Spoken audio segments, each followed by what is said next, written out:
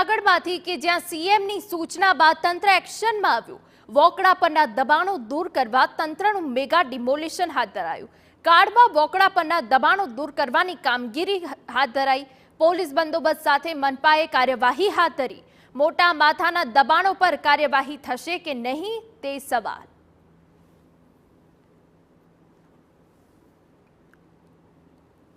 કાળવાનો વોકળો આ છે જૂનાગઢનો કાળવાનો વોકળો કે જે વોકળો બનાવી દેવામાં આવી છે। થોડા સમય પહેલા જ્યારે ચોમાસાની સિઝન ચાલી રહી હતી ત્યારે જૂનાગઢ શહેરમાં જ્યારે ફ્લડ આવ્યું હતું, જે હોનારત થયું હતું, તેને લઈને આ જે કાળવાના વોકળામાં ઉપર જે દબાણો છે તે દબાણો હટાવવાની કામગીરી છેલ્લા લાંબા સમયથી કરવાની વાતો ચાલી રહી હતી। ત્યારે આજે જ્યારે મહાનગરપાલિકા દ્વારા જે કાળવાના વોકળા ઉપરનું જે દબાણ છે, જે દબાણ હટાવીની કામગીરી કાળવા ચોકથી શરૂ કરવામાં આવી છે। આપને જે દ્રશ્ય બતાવું છું, પણ ક્યાંક ને ક્યાંક એવી પણ વાત ચાલી રહી છે કે કાળવાનો વોકળો છે તે વોકળો નથી, લેન્ડ રેકોર્ડ ઉપર તે નદી કાળવો નદી કહેવામાં આવે છે।